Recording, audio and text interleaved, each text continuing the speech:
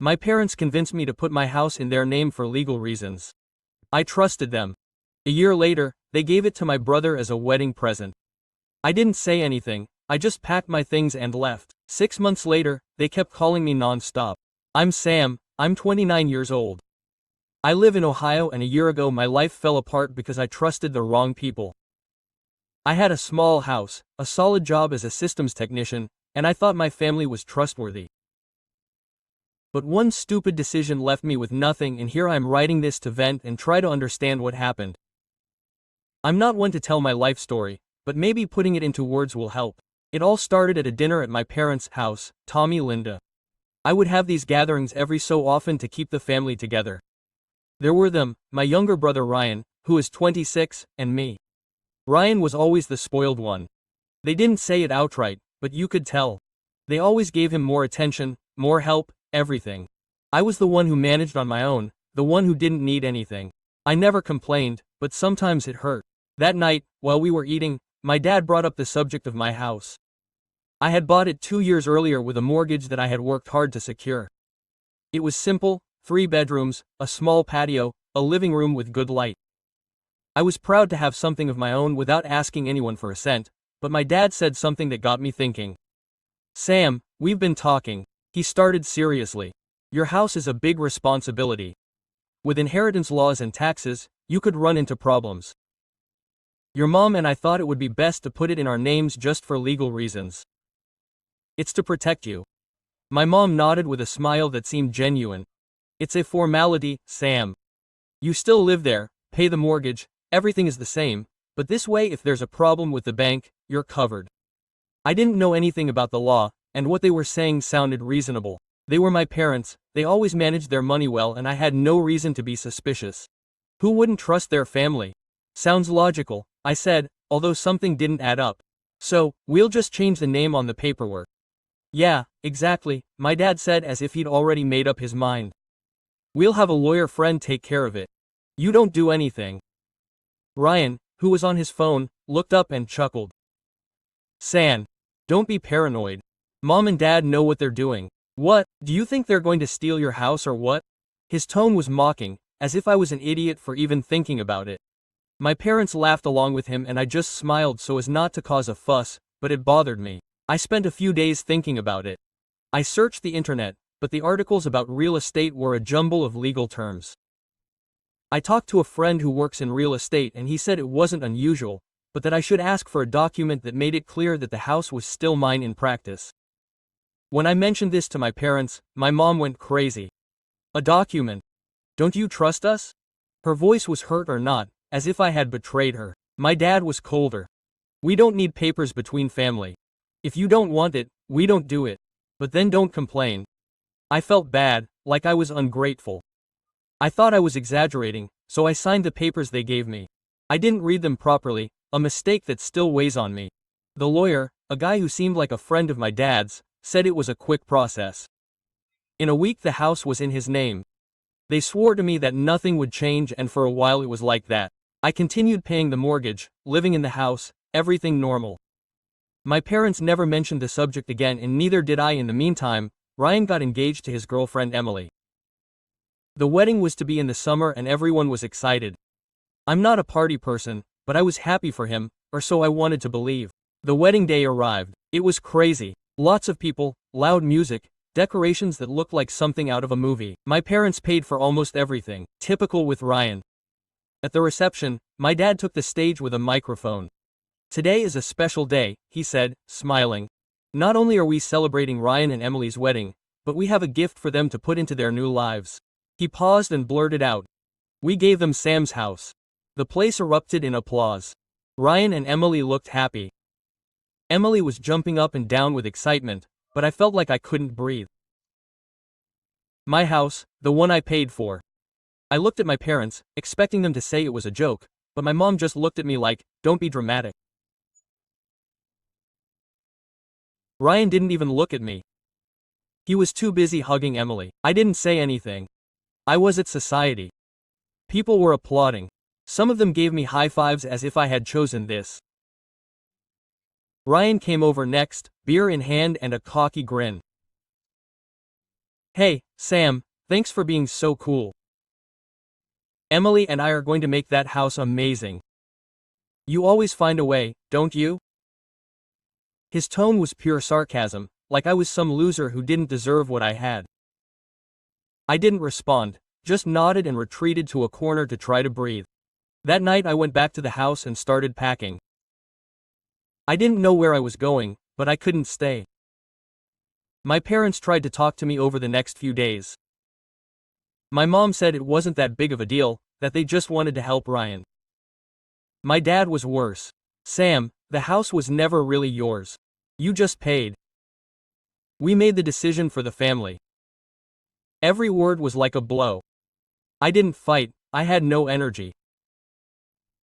Within a week I had my things boxed up and moved into a small apartment in the city. It was a basic place with thin walls and a noisy neighbor, but it was mine. I got a text from Ryan a little later. Sam, thanks for not being dramatic. Emily and I are redecorating, so don't just drop by unannounced. Okay. The text had that attitude of his, like he was the rightful owner and I was just an annoying guest. I deleted it and didn't reply. The next few months were tough. I worked hard, saved what I could, and tried not to think about them. My parents would call sometimes, but I barely answered. I didn't want to talk after what they'd done, until one day my phone rang non-stop. My mom, my dad, even Ryan. Texts, calls, everything. Something was wrong. When I answered, my mom's voice sounded desperate. Sam, please, it's about the house. There's a problem with the mortgage. Can you come over and talk? No, I answered immediately. The word house made me grip the phone. It wasn't their house, it was mine until they took it away from me. Tell me what's wrong, I said curtly. He insisted it was better in person, but I didn't give in. I hung up and turned off the phone for the rest of the day. I wasn't ready to face them, but they didn't stop. My dad left a voicemail that I listened to reluctantly. Sam, don't be so stubborn.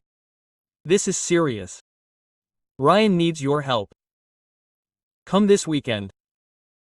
The mention of Ryan made my blood boil. My brother hadn't exactly been a saint. At the wedding, when they announced that my house was his gift, he'd approached me with that smirk I hated. Sam, don't take it personally, he said as if it were a joke. You always come out on top, don't you? Anil and I are going to make that house something special. His tone was pure venom, as if I were a loser who didn't deserve what I had. And then, a month later, he sent me a text that still stings. Hey, Sam, don't just drop by the house unannounced. Emily's making everything nice and we don't want you to ruin it. Ruin my house, the one I paid for and kept. I didn't respond, but every word stuck with me. Going back to the calls, I knew I couldn't avoid them forever.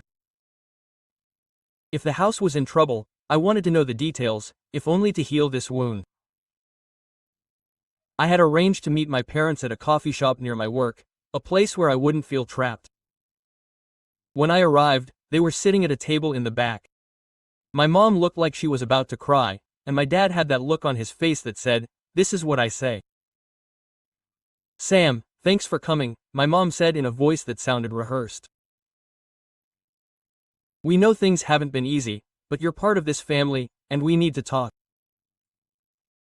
Let's get to the point, I said without moving. I didn't want her speeches. My dad sighed as if I were the problem. Ryan and Emily haven't paid their mortgage in months. The bank is about to repossess their house. If something isn't done, everything is gone. I stayed quiet, letting the words sink in. I paid that mortgage without fail. And now Ryan, who was strutting around like the house was his by right, couldn't handle it. I wanted to laugh, but my anger was stronger. What do I have to do with it? I asked, my tone unmistakably angry. Sam, don't be selfish, my mom blurted out like I was the bad guy. Ryan's your brother. If he loses the house, Where are you going to live? You have a good job. You could help with some payments. Just until they get things fixed, I stared at her, disbelief. Helping with the house they took from me, the one I kept while Ryan and Emily played kings. My voice came out louder than I intended, and a couple of tables turned to look at us. I lowered my voice, but not the fire. You guys gave it away. That was your grand gesture. Now you want me to save it. My dad leaned forward with that look he used to intimidate. It's not that simple.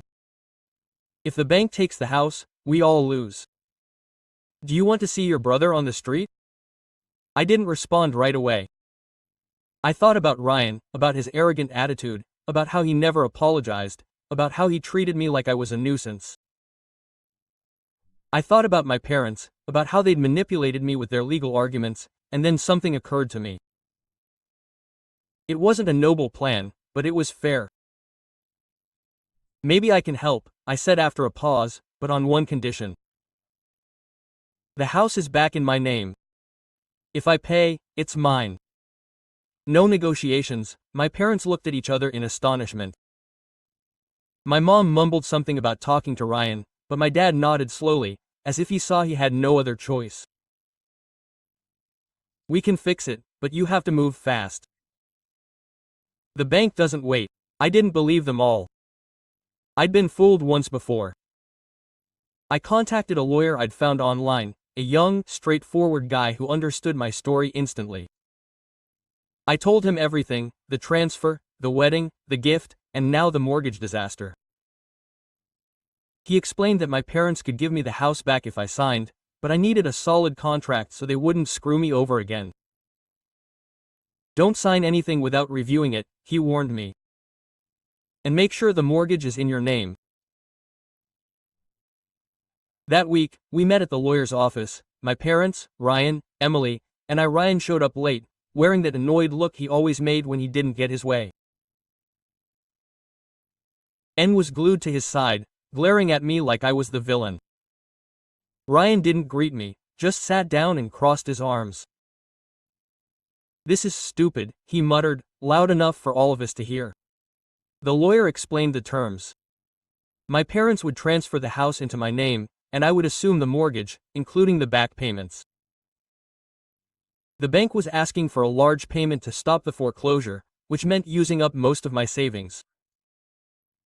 It was a risk, but worth it if I got what was mine back.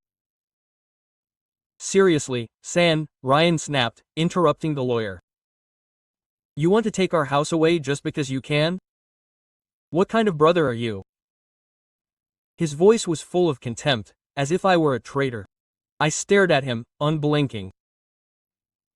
The one who paid for that house for years, the one who kept it up while you and Emily redecorated it. You want to talk about being a good brother? Tell me, Ryan, when did you think you were going to pay off the mortgage? He turned red but didn't respond.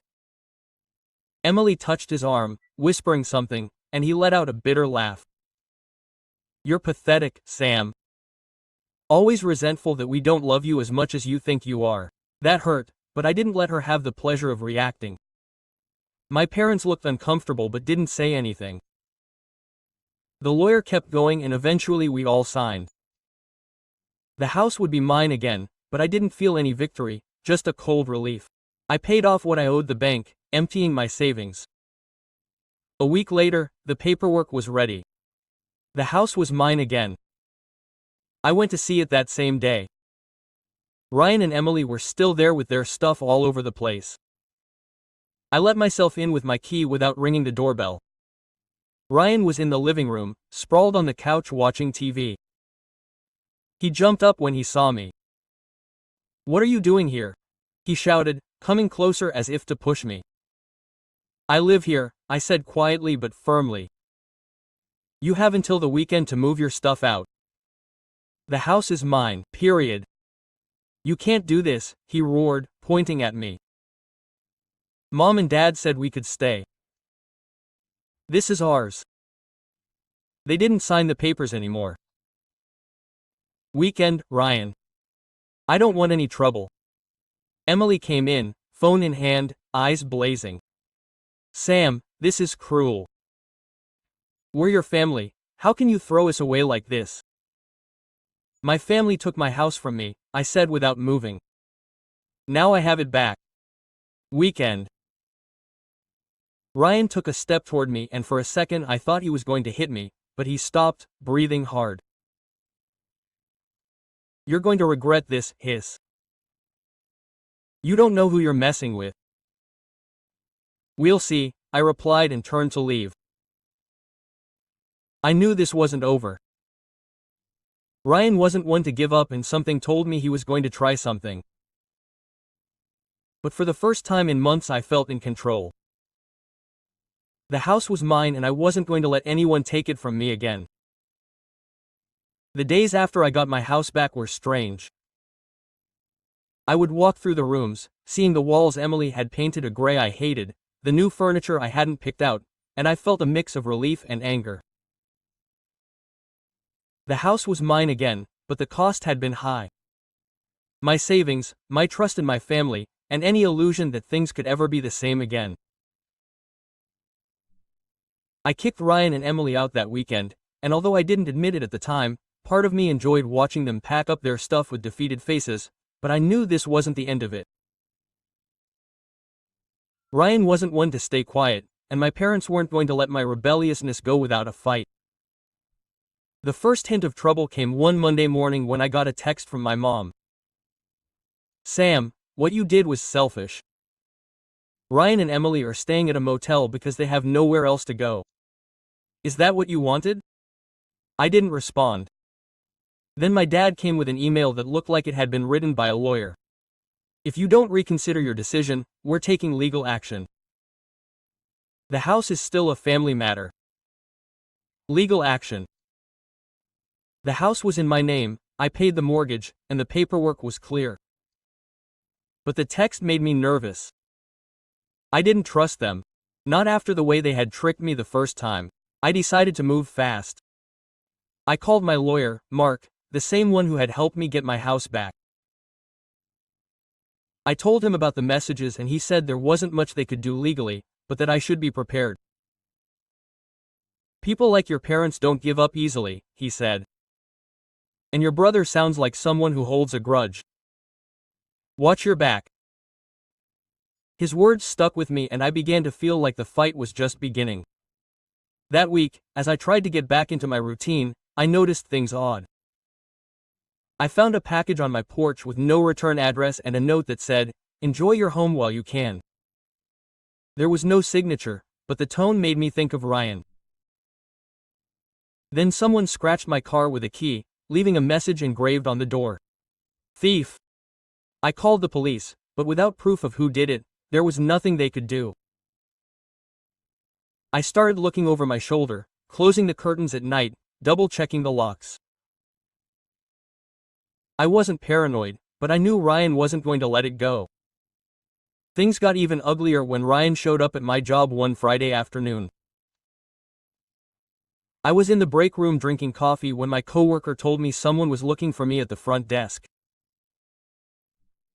There was Ryan, his rumpled t-shirt and his eyes red as if he hadn't slept. I didn't have time to speak. "You're a piece of trash, San," he yelled, causing everyone in the office to turn to look at us. "You left us out in the cold because of your pride. Do you think you're better than us?" I tried to stay calm. "Ryan, don't do this here. We talked outside." But he wouldn't listen. He kept yelling, saying that I had ruined his life, that Emily was devastated, that my parents were disappointed. Security took him out before he could say anything else, but the damage was done. My coworkers were looking at me funny, and my boss called me to ask what was going on. I had to give a vague explanation, but I felt like my world was rocking again. That night, sitting in my living room, I made a decision. I wasn't going to let them bully me. If they wanted a war, they would have it, but on my terms. I called Mark and asked him to see if there was any way I could legally protect myself from harassment. I also contacted a friend, Chris, who worked for a security company. He helped me set up cameras in the house, one on the porch and one in the backyard. If anyone tries anything, we'll record it, he said. And with your brother, it looks like you're going to need it. The cameras were a good idea because 2 days later, someone was caught lurking in my yard at midnight. I couldn't see his face, but his figure was thin like Ryan. I turned the footage over to the police, and while it wasn't enough to arrest anyone, it did help them start patrolling my street more often. I felt like I was regaining some control, but I also knew this couldn't go on like this. The breaking point came a week later at a meeting my mom hosted at her house. She called me, almost in tears, saying we needed to fix things as a family. I didn't want to go, but Mark. Go, but record everything. He said, if they try anything, you'll have proof. I bought a small voice recorder and went in, my nerves on edge. When I got there, everyone was there, my parents, Ryan, and Emily. The tension in the room was thick enough to cut with a knife. My mom tried to start a speech about family, but Ryan cut her off. Sam, you're selfish, she snapped, pointing at me. You took everything from us. Do you think you can live peacefully after this? I didn't take anything from them, I replied, keeping my voice steady. I took back what was mine. I paid for that house, Ryan. Not you, and if you couldn't afford the mortgage, that's your problem, not mine. She shouted, standing up. Mom and Dad paid for it. You just signed papers. That was the final straw. I pulled out my phone and showed the bank statements I'd saved, every mortgage payment that had come out of my account for years. This is what I paid, I said, looking at them all. And this, I showed the transfer documents. This is how you tricked me into giving you the house. Do you want to talk about justice? Let's start there. My dad tried to intervene, saying this wasn't the time to air dirty laundry, but I cut him off. No, Dad, you guys used me. You made me sign with lies and then you gave it to Ray like I didn't exist. You expected me to keep quiet. Emily, who had been silent, snorted. Sam, you always were a sucker. Ryan deserves that house more than you do. He has a family to take care of. Family, I replied, you and Ryan are not my responsibility. And if you're so good at taking care of something, why did you let the bank almost take it? The argument spiraled out of control. Ryan came over yelling that he was going to make me pay and my mom started crying saying I was breaking up the family. My dad just looked at me like he didn't know what to do. I finally stood up. It was over. I said, I'm not doing this anymore. The house is mine. And if you want to fight it, take it to court, but you're not going to win. I walked out of there with my heart racing, but also with a clarity I hadn't had before. Recording the conversation was a masterstroke. When I gave the recording to Mark, he told me it was pure gold. If you try anything legal, this shows you were manipulated and that Ryan threatened you. He said, you're covered. The next few days were calmer, but not perfect. The cameras caught someone throwing paint on my porch one night, but this time the police identified a friend of Ryan's from the footage. He was arrested and although Ryan wasn't directly charged, I knew he was behind it. I filed a restraining order against him and that seemed to calm things down. My parents stopped calling me and Emily texted me saying she wished I was happy with my empty life. I ignored it. Eventually I started making the house my own again. I painted the walls a color I liked, threw out Emily's furniture and slowly bought new ones. I also did something I didn't expect. I invited Chris and a couple of friends from work over for a little backyard barbecue. It was the first time in months that I really laughed, that my house felt like a home again. I don't know what happened to Ryan and Emily after that. I heard they moved into a small apartment and that Ryan was working in a warehouse. My parents never contacted me again, and although I think about them sometimes, I'm not ready to forgive. Maybe I never will be. But I learned something. Family isn't always what it seems, and sometimes the only person you can trust is yourself in hindsight. I don't regret fighting for what was mine. Home isn't just a place, it's proof that I didn't give up. And even though the road was hard, it was worth it. Now, when I close the door at night, I know that no one is going to take it away from me again.